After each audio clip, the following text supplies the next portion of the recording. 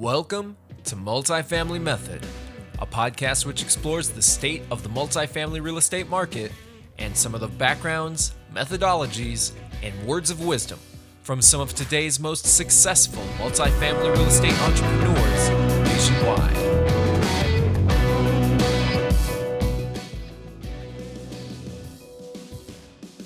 I told him, I said, it's good to taste a little bit of blood in your mouth in this business. Like, get knocked a little woozy because it steals you for the next go round. So when you take that punch the next time, you don't get knocked down. You can take the punch and then keep on swinging. We had a lot of talks with our guys when we kind of at least got out of the aggressive quarantine mindset where we're trying to say, hey, this is a new reality. Like, you can't use COVID as an excuse anymore. Yeah. Right. Like, deals dying. Like, that was March. That was April. Like, that was a reason. That was a very fair reason. But all of a sudden you're like, dude, this isn't going away in 2, 3, 4, 5 months. And you got to learn how to make money within this new reality. We came out to Charlotte and we spent 4 hours on culture. Yeah. We didn't talk about, well, how much revenue do you do and how much revenue do you do? It had nothing to do with that. It was, do our cultures and our core values line up? Because if those two things don't line up, then this doesn't matter. Like, numbers aside, it doesn't matter. Welcome to the Multifamily Method, a podcast that explores the state of the multifamily real estate market and some of the backgrounds, methodologies, and words of wisdom from some of today's most successful multifamily real estate entrepreneurs. I'm Alex McDermott, host of the Multifamily Method. And I'm Jad Richa, co-host of the Multifamily Method. Thank you for joining us here today. We're going to be speaking with Adam Riddle and Jason Koch. Adam and Jason founded Nexus Commercial Realty in Denver in 2017. And Nexus specializes in multifamily investment sales and brokerage advisory services. As of February of this year, Nexus Commercial Realty announced that it was joining forces with Capstone to form the largest privately owned multifamily investment sales brokerage in the country and Capstone's first move west of the Mississippi. Adam brings 14 years of commercial real estate experience specializing in brokerage of multifamily, and he has personally closed in excess of 500 transactions. Jason has also been active in the commercial real estate industry for 14 years, and Jason has closed in excess of $500 million in transactions throughout that time. They'll be giving us some insight into how they founded Nexus, what the future holds for them going forward, and why they joined Capstone. We're excited to have them aboard here and can't wait to see how we grow as a company. Welcome to the podcast, guys. Sure. Thanks for having us on. Looking forward to the new partnership with the Capstone family. I had to represent the new hat we got in. Love recently. It. So my background, I'm originally from a small town in West Texas, Abilene, Texas, where football rules, and it took a path to a few different colleges playing baseball, and ended up at Nebraska, where I graduated from, and was lucky enough to play sports for that team. Shortly after, Nebraska was not home for me. That was just a couple of years to get an education. Moved out to Colorado and moved to the mountains, and was a ski bum was supposed to be a little bit of time and turned into 4 seasons. So a little less structured life in the mountains. And, so beyond that, moved down to Denver and was looking for a quote unquote real job, and, liked real estate, didn't know anything about real estate, don't have a real estate degree, don't have any family in real estate. And just felt like that was something that, with a athletic mentality, that I could work hard and get paid for it. And applied to a job to be essentially a cold caller for 2 guys that were pretty successful already. And for some reason they liked me, even though I had zero experience, and got a phone and a database. And That's awesome. Were those guys were they apartment guys, or are you just slinging whatever you get your hands on? Okay. So I had no apartment experience other than living in one, obviously, at some point in my life, but they're like, we sell apartment buildings. I'm like, great. I have no idea what that means, what a cap rate is, what is an NOI, nothing. It was just, all right, we'll teach you the basics, but can you work hard? Like, yeah, I can do that. So. And what year was that? 2007. Oh. Jason and I, ironically, we looked at our independent contractor agreements when we left our firm we started at, and we started within 3 days of each other at our old firm. That's awesome.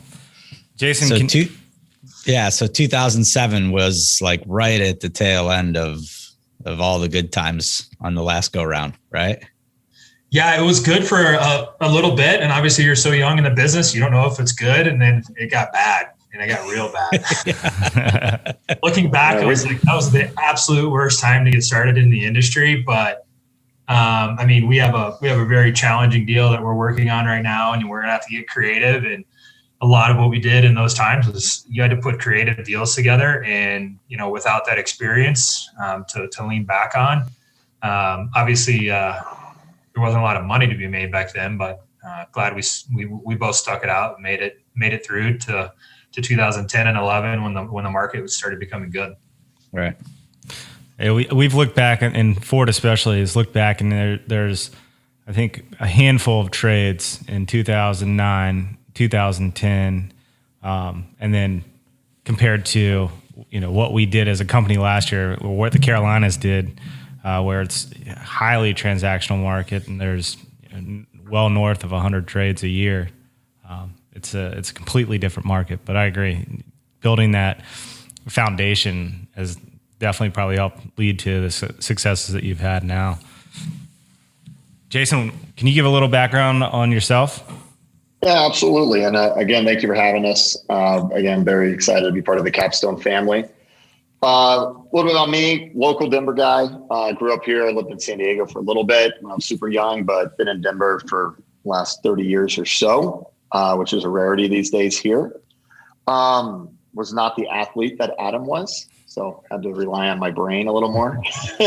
not that it's an amazing brain, but slightly I had to focus on that a little bit more. My dad was in sales, and so that always kind of intrigued me. I kind of was like, gosh, he gets paid like once every 4 or 5 months on a deal. And that always kind of scared me, kind of intrigued me back and forth, because he didn't come from a lot of education. He didn't go to college, certain things like that. And so it's always kind of interesting to me, that approach. Went to school out in Wake Forest, North Carolina, which was a really cool experience, and just got to learn a lot about the East Coast and the South, and where the hell the Mason-Dixon line is and what that means out there, and what a hush puppies are. And that experience, I had a great experience. Something random about me is I actually majored in economics and Spanish. Is a random one for me, which I get no use out of really either these days. You can open the Miami. You can open the Miami office for us, and you can get I'm in. Yeah, I'm in. I'm a value add when we go to Cabo. Gets better after some margaritas. Yeah. But honestly, graduated without a job, moved back in with the parents, and I got my real estate license in college, just kind of being interested in real estate from afar for different reasons that we can get into. And a family friend, it was my parents were having a party, a family friend said, I know a guy who runs a shop here locally, and I'll get you an interview. And interviewed, and they said, are you smart? You know how to work Excel? It's like, yeah, I know how to work Excel. I do. Like, all right, you're hired. It's like, great. That's awesome. I'm in. Yeah, it was pretty tough. And they put me in a supply closet for the first 6 months. And that's kind of my notable claim to fame, and just grinded from there. I was bottom of the totem pole guy, and me and Adam started at the same time, just doing whatever it took type of mindset. And we didn't know it was a good thing, good timing, until it was bad, for sure. And in a way, that was the best thing that could ever happen to us, in a way, but didn't mean it wasn't interesting. So with that, you guys had to grind pretty hard through the tough times. Where do you think you got that work ethic from? Was there one person that you look up to that instilled that in you? For me, I think it obviously is a culmination of playing sports, and my father was an athlete, and just kind of said, if you're going to do something, you better work hard at it. Like, you don't have to do everything, but you need to put effort into it. And he is actually in insurance, so was a salesman, and kind of worked his way up to owning his own insurance company and all those things. And something you see as a kid, you don't really realize until you're an adult. But he was working after we went to bed at the kitchen table. Would still be at the 3:00 baseball practice, but he would be up at 6 and working and kind of making his own hours. And I just kind of always saw him, grinding, if you will. And so that was just kind of the thing that I grew up with, that just kind of instilled in me that this is, you don't have to be the smartest guy in the room. You can just work hard and put your head down and do right by people, and you can be successful. So I would reiterate what Adam said, and we're a big believer here with, previous life of Nexus, of trying to hire athletes when we can, and not that they have to be D1 or professional, but the athletic mindset, even if it's, intramural like me. But even that's similar, the mindset from a work ethic of sports, showing up and getting after practice and running, being the first one when you're running laps or whatever. I think it just sets the tone for a lot of this business particularly, and making up your mind of just how hard are you going to go that day? You don't have someone over your shoulder necessarily yelling at you.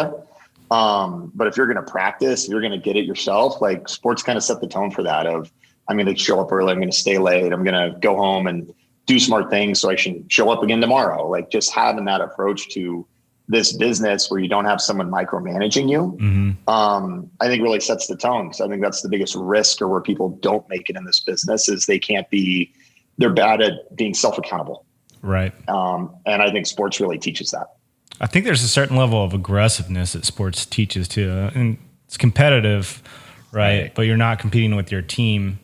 You're competing against everyone else. And I think that flows to real estate as well, and especially investment sales. How are you identifying, like, look, it's easy to say I played basketball or baseball at Nebraska, but how are you identifying the intramural athlete when you're going through an interview process, right? You would never hire me as an athlete. Yeah. This guy, athlete.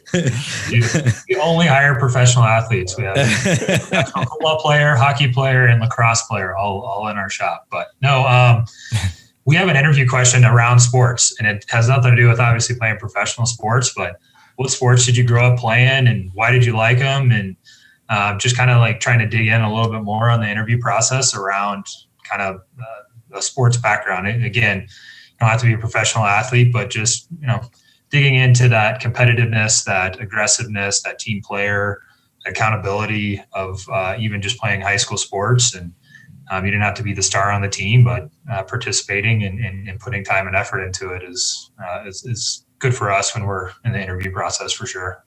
Can you guys elaborate on your, recession period and how that helped shape to moving into that next level in real estate and onward from there?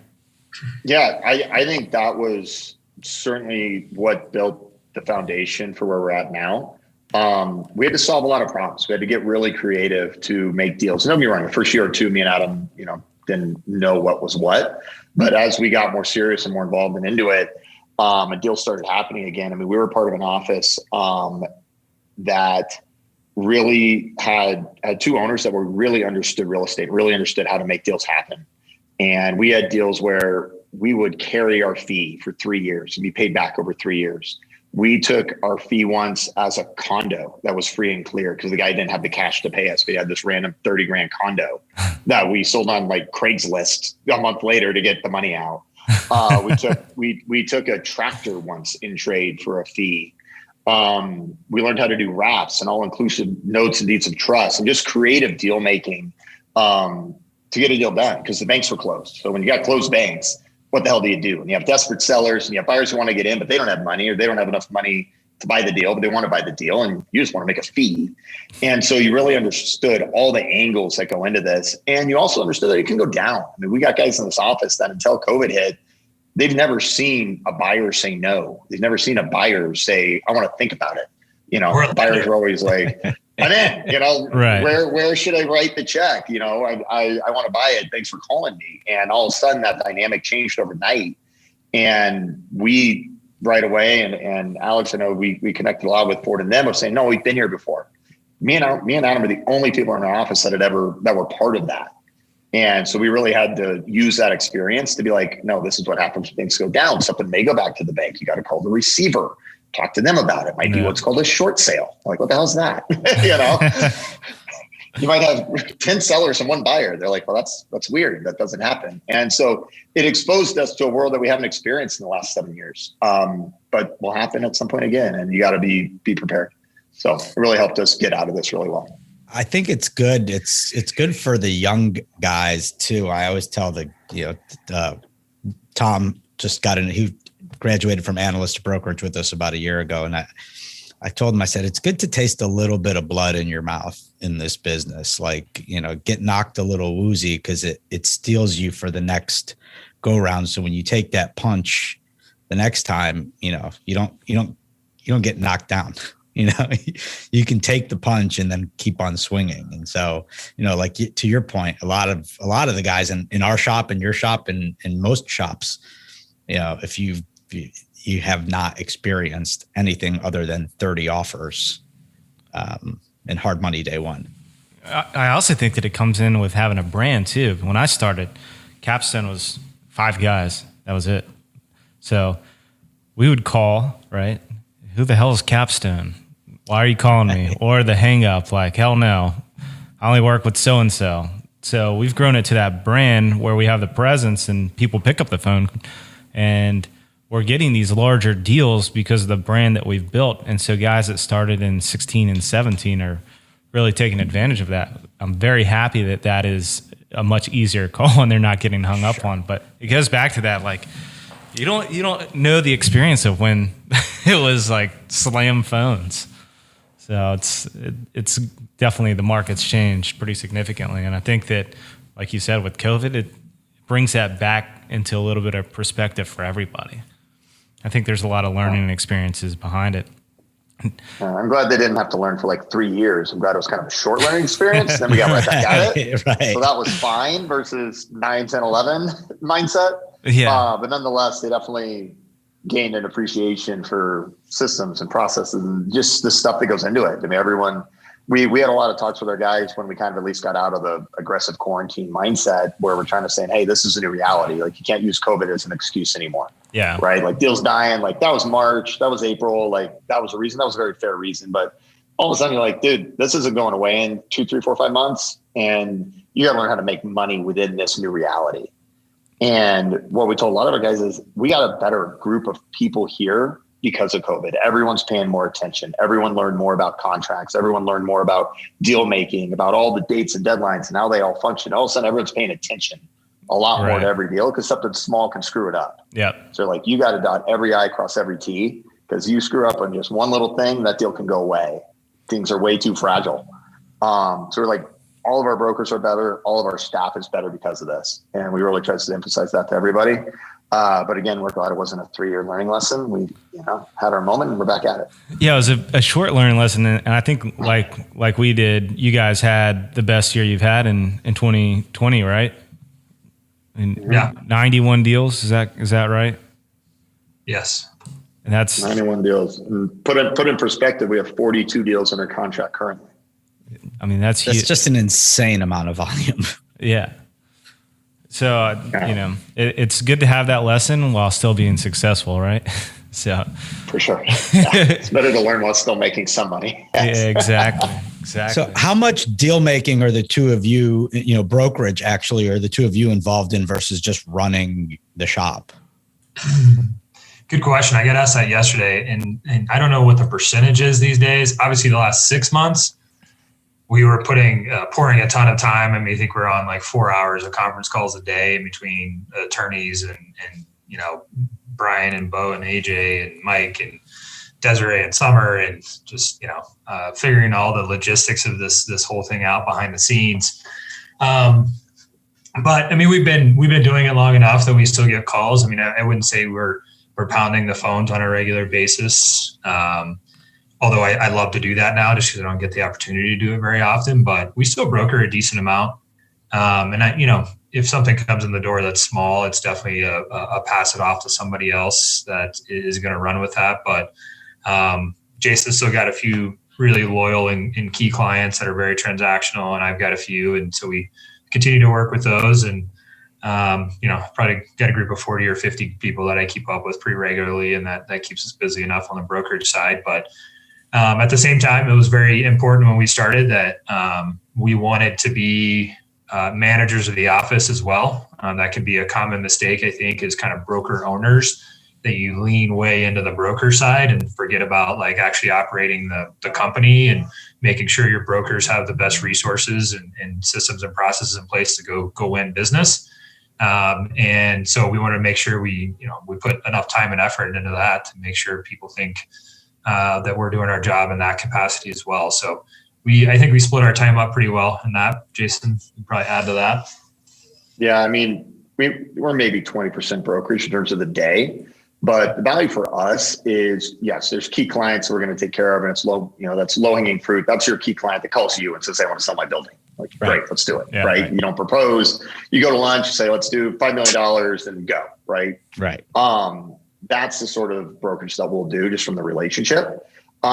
Chase certain deals that are more we want to be a part of, but a lot of times we'll bring in other senior guys in the office to also bring a part of that. Is bigger picture. There's much more value for us in terms of growing our brokers than doing a deal or two or three more in a year. I'd rather take that guy and have my senior guy build that relationship as well, because my senior guy is going to keep up that relationship better, big picture, than I'm going to all day long. Right. And so our role is to grow everyone here.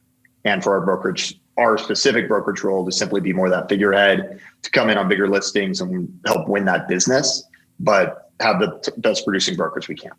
Right. I think that's a good segue into why Nexus. How did you? What was the catalyst behind Nexus? We talked about it for a long time. So we were at our previous shop about 10 years. Mm-hmm.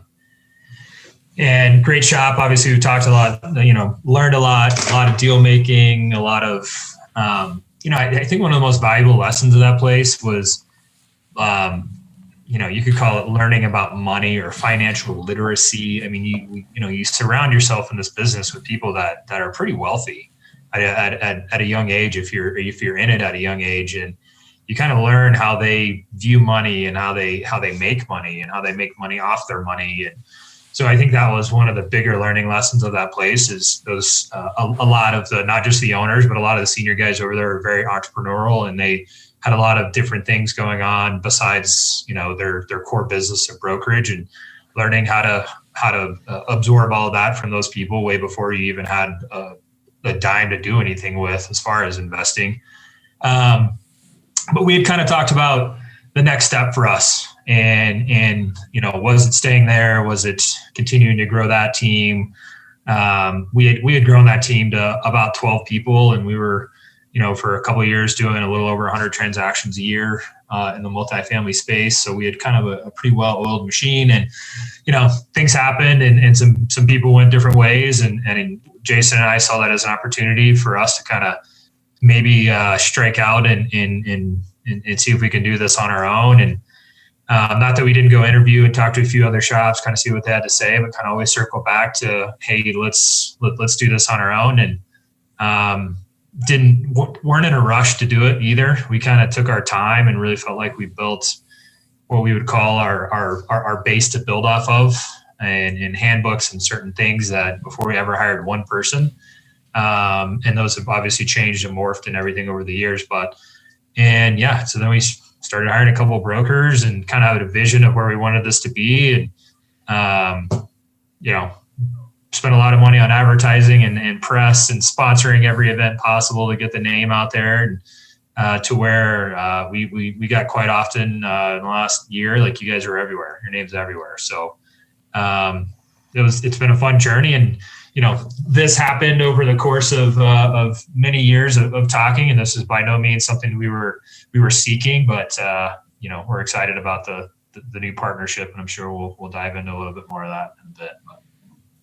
So what was the timeline? You guys started at the previous shop together in 2007. What was the time spent there before you decided to break out and go to Nexus? So we left there almost 4 years ago, right around the time. It was ski season, because I was up skiing, and I got a call, and I was like, hey, I think this is our exit is coming Monday. I'm like, all right, let's do this. But we didn't actually launch, I think, until August of that year, Jay. Was it July or August? We took 4 or 5 months to really, decide if we wanted to do our own thing or not, which that took 2-3 months. A lot of we had 30, 40 deals in a contract at the time, and we had to even just get our emails up and running. And, how do you just maintain the business you have, let alone what are you going to do next? Like it wasn't a planned thing. So people are just like, what's going to be your name? It's like, we didn't have a name for like 5 months. We're like, I don't care what the name is at this point. And at the end of the day, neither do my clients. They just care if I have a deal. And so that was kind of that, but we took 4, 5, 6 months, and honestly, it was the best thing we ever did. And I think it's an error that some people that leave companies to start their own make is they do things right away, and sometimes they got to cut corners on foundations. It's so hard to rebuild that foundation once you're started. Mm-hmm. And so us doing that, I think, really helped us move forward. But something I kind of remember is it was our second Christmas party, and we kind of went around the room and we kind of like to ask fun questions of people at holiday parties. And we asked everyone, what was Nexus like when you started? And the first guy that went was actually our first hire. And he said it was an absolute shit show. He was like, you guys had no idea what you were doing. You had me doing stuff I shouldn't have been doing. Like, it was a mess. And then it got around when we got to our most recent hire at the time. And that person was like, it seemed really put together. And, you have a good onboarding system and stuff. We're like, we've made so much progress. We're there. So, you kind of just got to get in it, and kind of like even with the transition now, I mean, there's plenty of stuff that we still need to do to get there, but we'll get there. As long as people are still on the phones and maintaining their relationships, the rest is just optics, Yeah. Right. So we'll get there. So Brian always preaches culture here at Capstone, right? And culture is very important to us.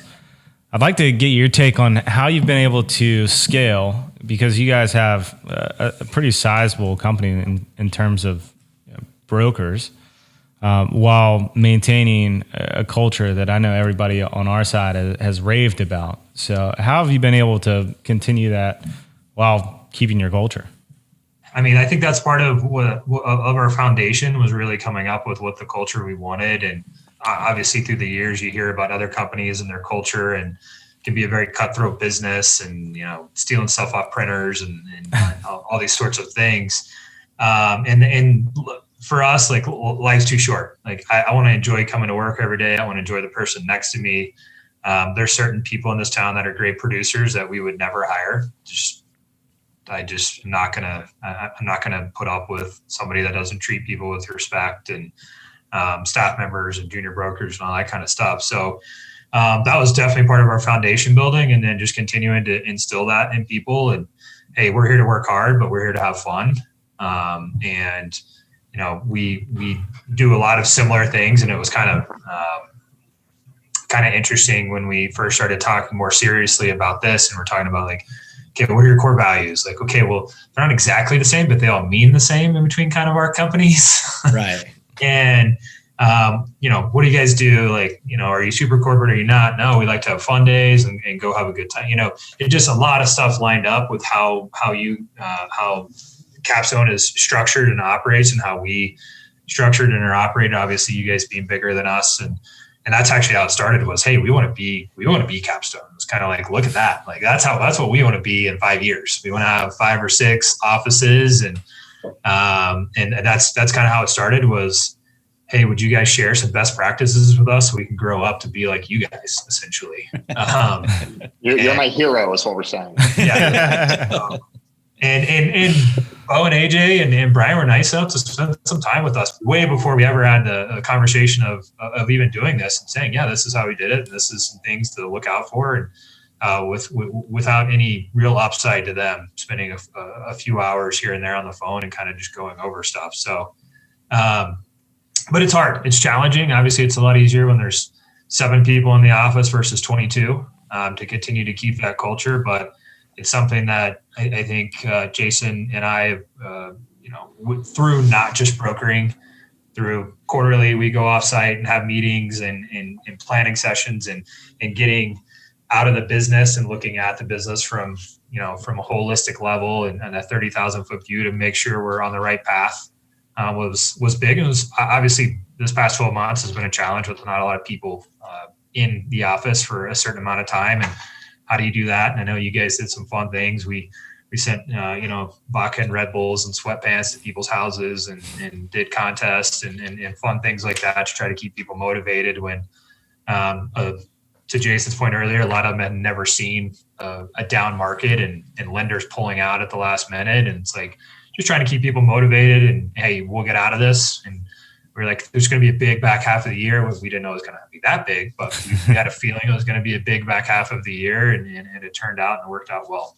The next segue into it is why Capstone? And, I know you said you wanted to be us when you guys kind of quote unquote grow up, but what does that mean for you guys, partnering and joining with Capstone? And where do you see the next 5 years?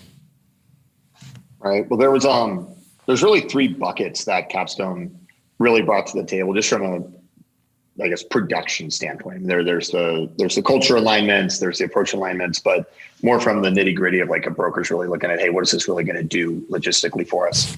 And one is trying to break into that bigger deal mentality. We run into a lot of headwinds with being more your local shop approach and losing to a CB or JLL and stuff like that, saying, hey, I got a $30 million deal and I really like you, you're my buddy, but I got to list with more of a local, national shop. I've never heard that before. Never heard it. So it's just a call. No, I have. I've heard We've all heard it. Yeah. A lot. Yeah. It sucks. Yeah.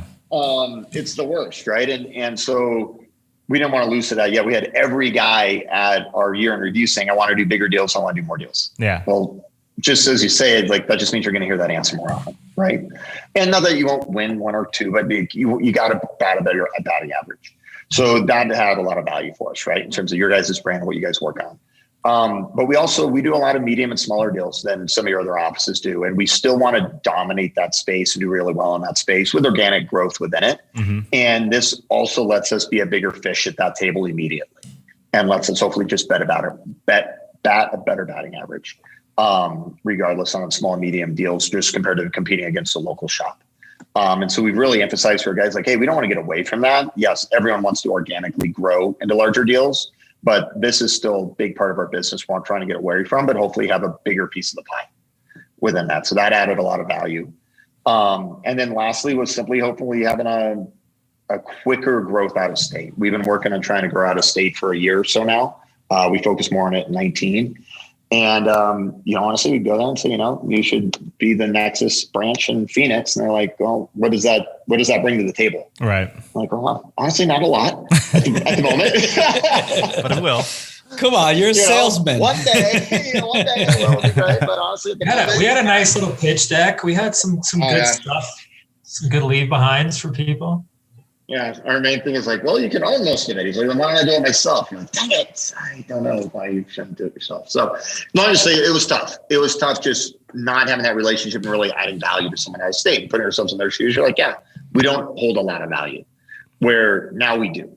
Right? Now we do. And we're able to go to that person with a real story, a story with a lot more teeth behind it. Mm-hmm. And for us, we have so many investors that play in Salt Lake and Boise and Phoenix and Vegas in Kansas City. And we would love to have office in California because they're bringing money here. I mean, all those cities talk to each other so much out here that there's a lot of value, just like your guys on the East Coast all talking to each other right now. And not that your guys don't talk out here and vice versa, but there's a lot more of it out here. If we can grow that to what we want it to be in 2 years instead of 10, that's a big difference. That's a huge value add. So those are kind of the three main buckets. Jad and I will go on trips together. We'll pitch deals. We're going to be bringing a deal, a relationship that Jad has had for a long time. We're going to be bringing a deal out in Charlotte. So I think that as the company continues to expand, there's going to be even more cross-office collaboration. I said it jokingly earlier, but we're really going to see that. And I think that it will tie in everybody nationally. And the beautiful part about Capstone is that there's no inter-office competition. There's no office-on-office competition. It's really the culture. I give it to Ford because he has maintained that culture and really put a lot of emphasis on it. And I see you guys being a great fit right into that day one. Yeah. And I mean, some of the things that you guys, when Alex asked you what's your culture, the things you were saying was the things that sold Ford me on in the first place back in 2014.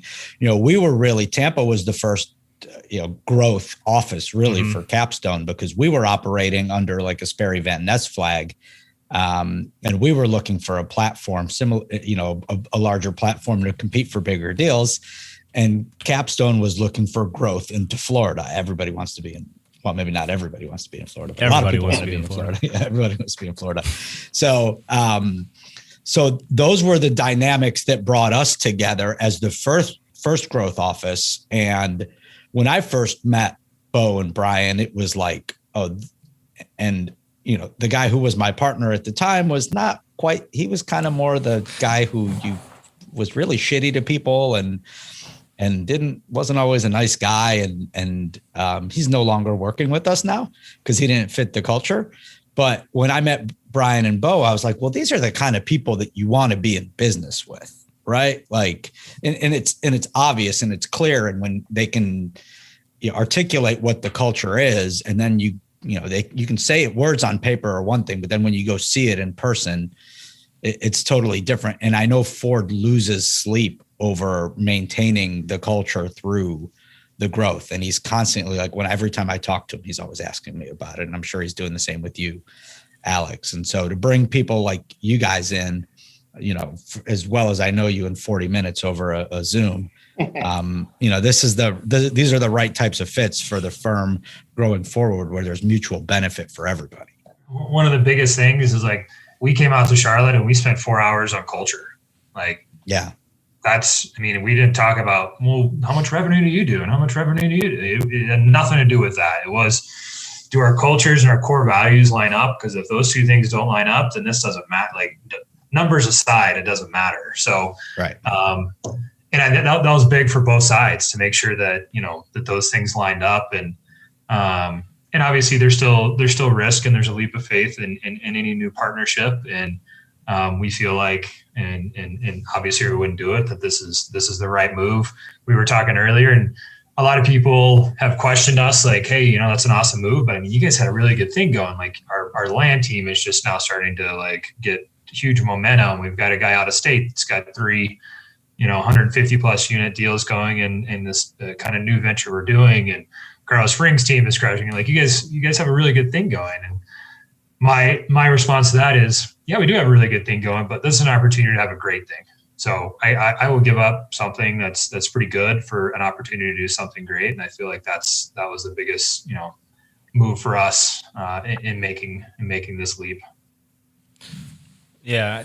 And I like it that, with the cultural fit, right? Like none of us are super corporate, there's no tie.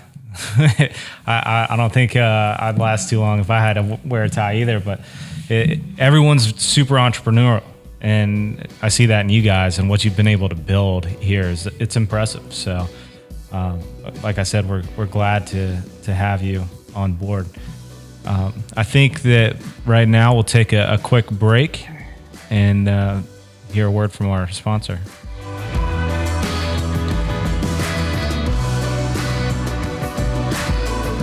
This episode of Multifamily Method is brought to you by Capstone Companies, one of the nation's leading multifamily real estate investment sales brokerage firms, ranking in the top 10 nationwide in total sales volume and one of the top privately owned firms in the United States. Capstone Companies provides dedicated coverage to both primary and secondary markets throughout the Southeast, Mid-Atlantic, and Midwest regions of the United States. Whether buying, selling, or refinancing, Capstone Companies is here to help. Simply put, Capstone is expertise, experience, and the extra mile. If you're interested in having Capstone provide a complimentary opinion of value on your multifamily asset, please visit us at capstone-companies.com. Thanks for listening.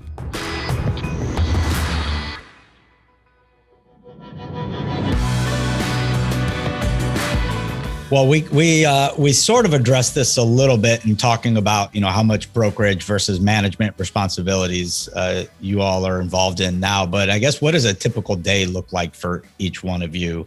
I mean, something I love about this business is every day's different. You're not, nothing against accountants, but you're not at the computer doing the same stuff every day, or even if it's not a computer, like you're just not doing the same thing every day, right? There's some days you're out of the office a lot, you're in the office, you're in meetings, you're not in meetings, you're on Zoom calls, you're nuts. I mean, it's all over the place in general. Every day is a mess, to say the least.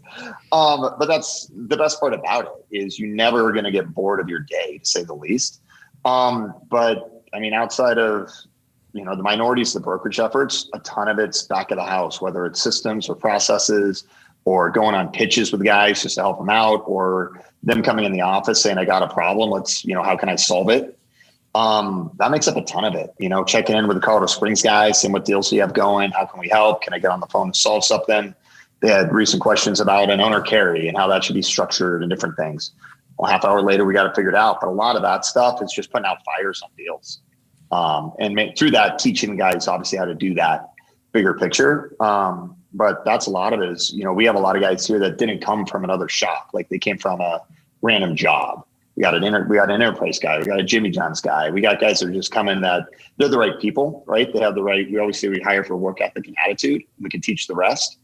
And so that means we got to teach. So we take a lot of pride in our teaching efforts, but it takes a chunk of our time for sure to get these guys where we want them to be. So that's a big part of our day. Similar to that, kind of different roles that Jason and I have. I do a little bit more of the marketing stuff. Jason does a little bit more of the budgeting and numbers. But yeah, a lot of it is just walking around the office and talking deals. Hey, have you called this person? Do we need to, I text a guy that some guys are trying to do a deal with that I've transacted with before. And I said, I heard my guys are trying to do a deal with you. What is it going to take to put this together?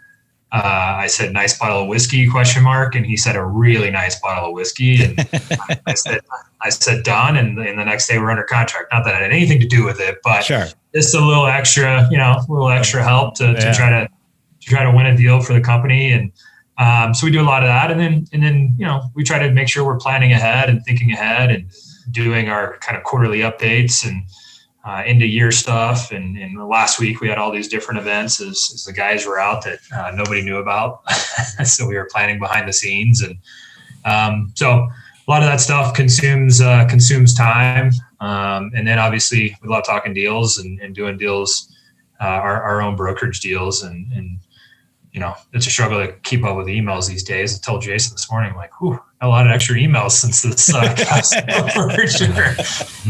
A lot of them are, most of them are great emails, and a lot of it's just kind of getting the transition and everything, migrated over, and a few actually calls set up via some introductions from some of the other offices with guys that would love to own in Colorado. So. It's different every day, and that's what's fun. And sometimes you're working at 6 a.m. and working at 8 p.m. or vice versa. And so different every day. And that's, I think, why a lot of us like what we do is it's not 8:30 to 5:30 every day and very monotonous and the same thing over and over again. Right. Completely right. agree. Just so you know, don't worry. Desiree is used to us ignoring a lot of her emails. So okay, perfect. Noted. This is recorded. Yeah, I'll tell her not to listen to this, Jad. That's good that that's on the record. So. Yeah, Adam, I've heard you mention the fun days a couple times. What is like a typical fun day? How often are you doing them? Give us some. You're gonna have to come out, Alex. That's the only way to find out. So we send out a calendar of holidays at the beginning of every year. Some of your obviously very typical Christmas, New Year's, Thanksgiving, whatever. Two of our more unique holidays are we take off the afternoon of St. Paddy's Day and always go to an Irish pub. And we take off Rocky's home opener, which is like pretty much a gigantic party here. No matter how good the team is, it's irrelevant. And it's usually a beautiful day outside, and title companies and banks rent out bars down by the ballpark, and you kind of hop around to different places and see a bunch of people and a bunch of industry people. So other than that, we'll have a company outing with golf, or Kim's kind of she has a list of things that we do, but just trying to get everybody together. And with having obviously an office down in Colorado Springs, we just like to get everybody together and make sure that there's good synergies there. And and that we don't have to work every hour of every working day. We can all take a couple of hours and relax and So that's just why we try to do that, just to continue to have a good culture and everybody have a good time. And life's too short to be grinding all day, every day. We need to have a little fun as we're doing it and making money. And honestly, it's a great way, because a lot of times by the time we do one like every 2 months or so. And then whatever you get in the holidays, and naturally you're doing funner things with Christmas parties, but it's a really good way to integrate someone new to the office, right? You say, like, how do you keep culture as you grow? Well, a lot of times that getting to know that person doesn't really happen until you had that late night out at the bar, right? Or you went golfing, or you went ziplining together, or you weren't in the office, that's for sure, right? That's when you kind of got to have that story and have that laugh and really get to know that person. And so those are really the moments where you see a lot of culturally in the office, that newer person all of a sudden going to lunch with the other guys, right? Or being part of that conversation, or doing a deal is after a fun day or so. And it's like, okay, no, that guy, I like that guy, or now we're kind of friends. But most of the guys in the office are friends. They hang out outside the office and they're friends. You might as well enjoy who you work with, and doing things like that just help. Absolutely. I completely agree. Has COVID impacted any of those, or have you found ways around it? Zoom fun days are not as fun, but no,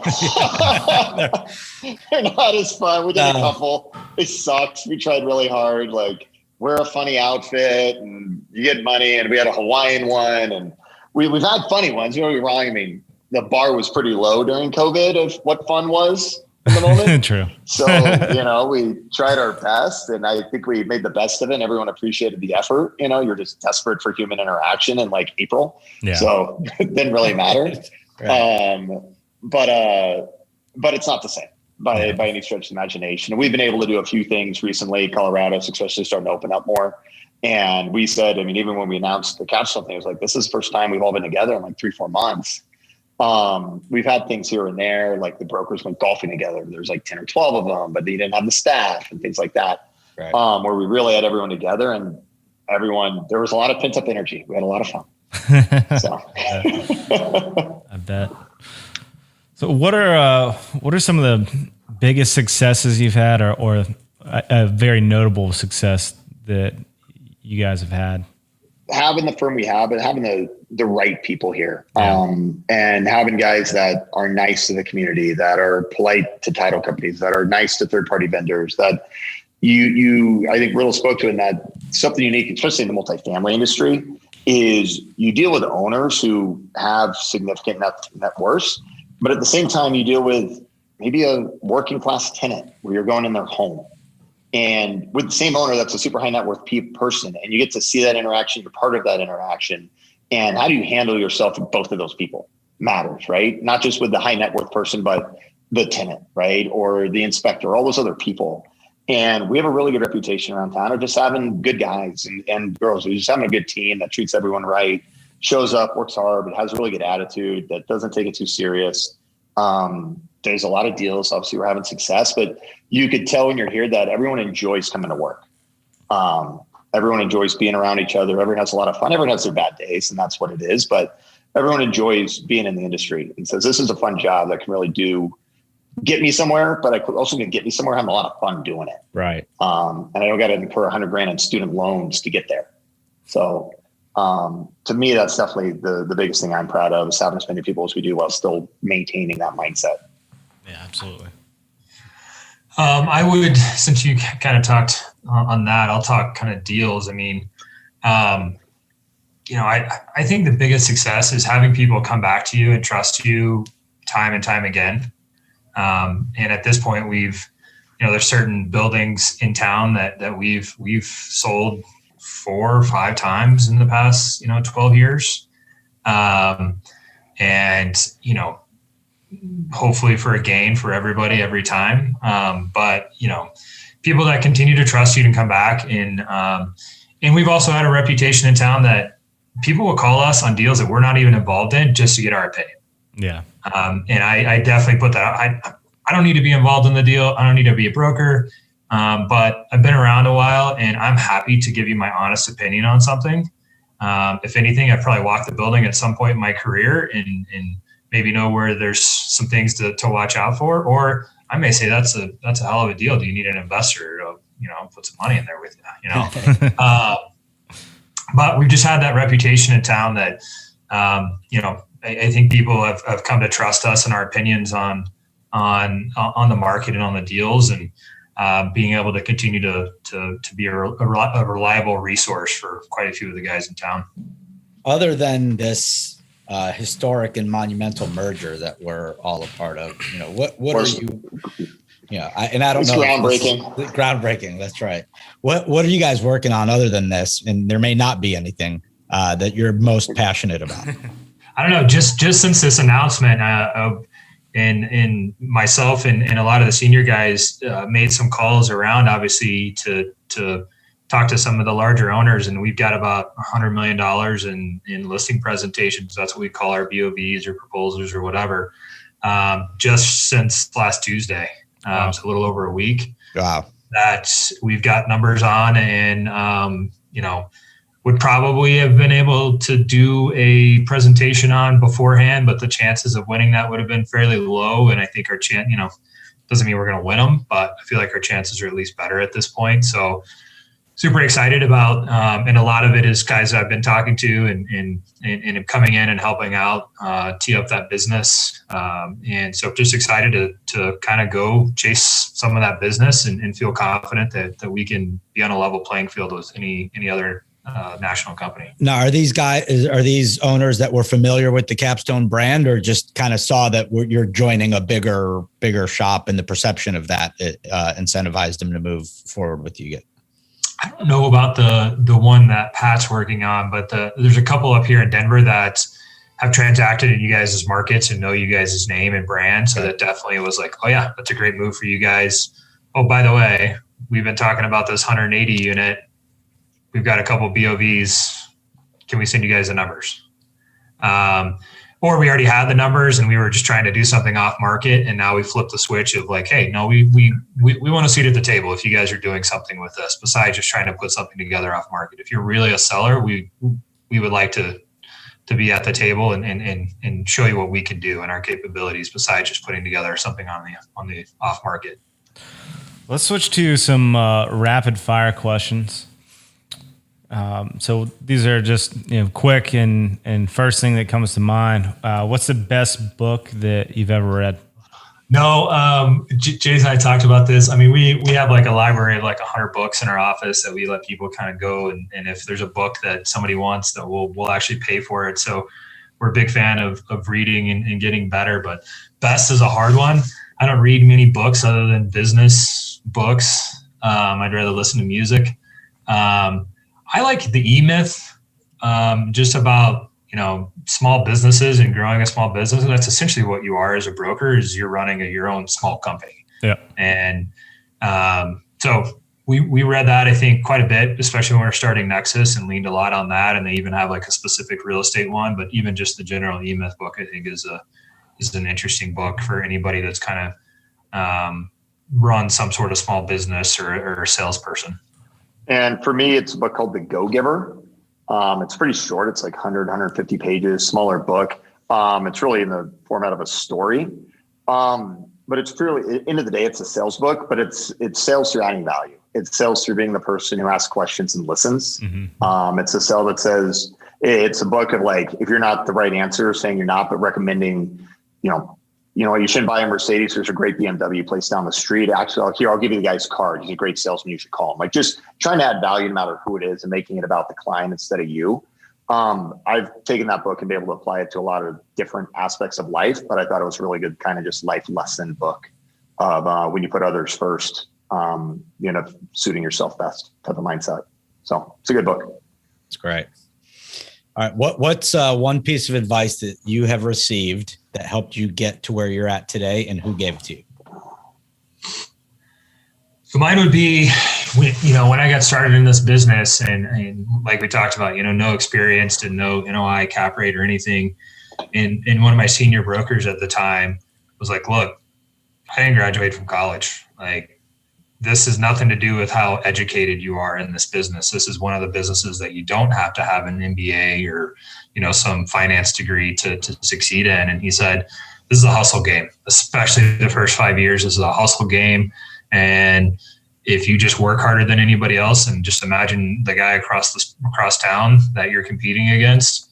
And I think that was all I needed was, if you tell me I can work harder to win, then I'm going to work harder. And that was kind of the best advice I ever got, in the business. For me, it was actually the owner of our old shop. I was looking at buying a house, and he asked me kind of my price range, and essentially he said, go bigger. So X went to like 2X mindset. And where he went with that though, is he's like, you will push yourself and you can figure it out through business. You will show up earlier, you'll stay later, you'll work smarter, but you'll force yourself to become more successful by doing certain things that maybe force you to be worried, be conscious of it, have it on your mind, but go bigger, dream bigger, that sort of mindset. And then have confidence in yourself that you'll be able to handle it later, and not be too scared to kind of take that leap mindset. And that's obviously led to a lot of things we've done the last few years. So got a lot out of that. There's risk in this business, right? Mm-hmm. There's risk getting started in this business. There's risk in, obviously, you don't make a lot, a lot of people don't make a lot of money. And some people that I'm sure you guys have buddies, they don't understand it. Then obviously you do deals and you see the risk other people are taking and buying this and signing on a note. And, Jason and I have signed on recourse debt before that there's no way we could pay back. And you get accustomed to taking, a certain level of risk in our business. And so I think that's just kind of sums up our lifestyles is we're kind of used to risk. Every decision you make in life is like a risk calculation, right? And no year has that been more evident than this year, right? And it's like, well, at least when you're making the decisions, you're pulling the trigger, you're assessing that risk in whatever manner you choose to do so, and then you're making the decision based on that assessment. And that permeates through everything we all do as humans. It's just more prevalent and like in our face in our business because there's risk in every aspect of our business. Right. We talk a lot of guys that are kind of getting into this business. Like Adam said of the risk calculation of, there's guys saying, hey, I want a salary job, but the risk there is you're dependent on the company succeeding. Right. And if it starts failing, like whatever, Macy's stops selling clothes and they just say, hey, we got to cut half the workforce. There's not anything you can do about it. They're going to cut it. Yeah. Where here in this line of business, yes, certain shops may struggle or close doors because of whatever. They didn't have reserve funds to carry certain times. But end of the day, you're betting on yourself. Yep.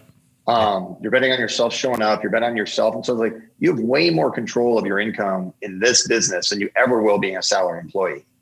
And the upside is monumental compared to other industries. So if you're someone that believes in what you can do, then it's great. Some people are like, I am not bet on myself. That's a bad bet. And that's okay.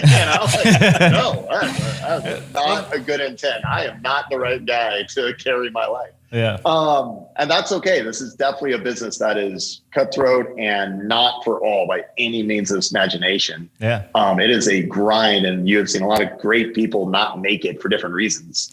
They'll make it very well in other reasons, make it very well in a salary job. Yeah. Right. It takes a certain mindset to be whatever, a sales guy and have that self accountability and yada, yada. But end of the day, for somebody who's willing to do it, it's the safest route you can have. Yeah, absolutely. The downside risk is you make literally nothing, right? So you could have a huge swing either way. But to me, that's what keeps me hungry. Like every day you wake up and you have to fight like you don't have a job. Like you have to go out there and find what you're going to, kill and eat. So I think that keeps us as Capstone as a whole and how we're set up hungrier to continue to grow and do better.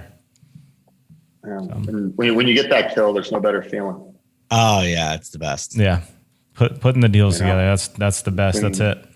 Yeah, and you really say, this really came together, and I really had a big part of it. It's one of the better feelings out there. Especially the tough ones, the challenging ones, right? Yeah, like when you had to grind at an inspection or something, and you like barely made it.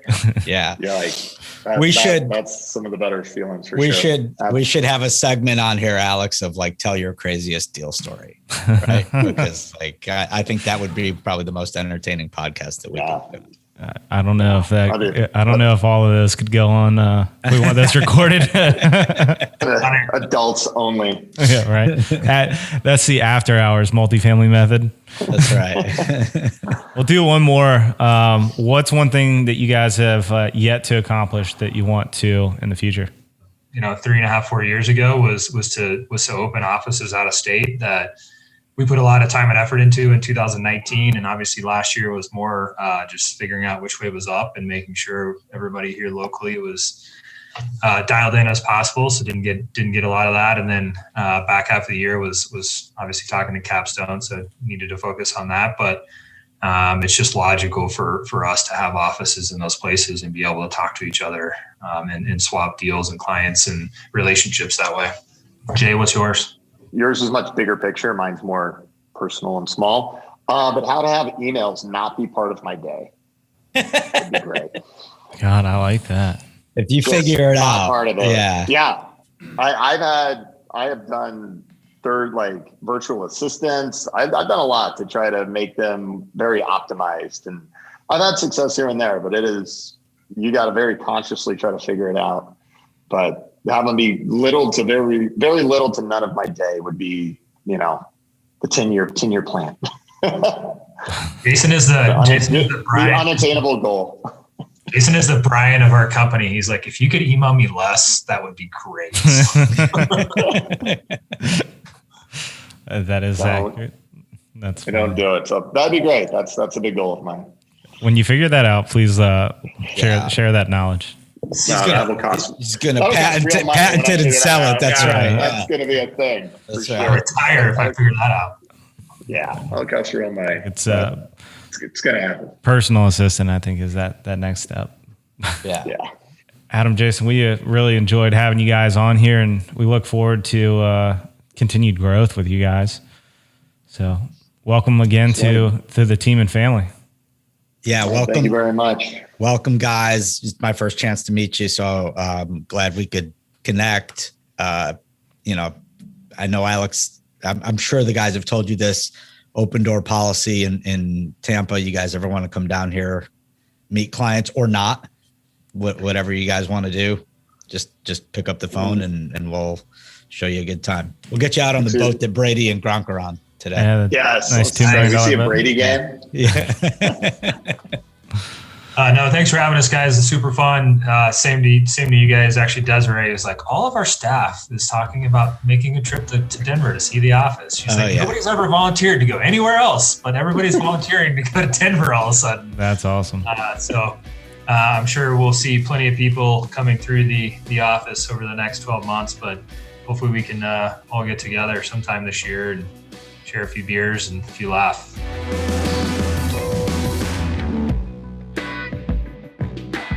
Thank you for listening to Multifamily Method. If you enjoyed today's episode, please give us a rating and a review on Apple Podcasts. It helps our podcast get discovered by other savvy investors like yourself. Subscribe to Multifamily Method for free on your podcast platform of choice. Find out more about Capstone Companies at capstone-companies.com. Multifamily Method is executive produced by Capstone Companies. Audio production for the podcast provided by Andy Go of Gojo Studios, and video production by Yash Mystery of Mystery Projects.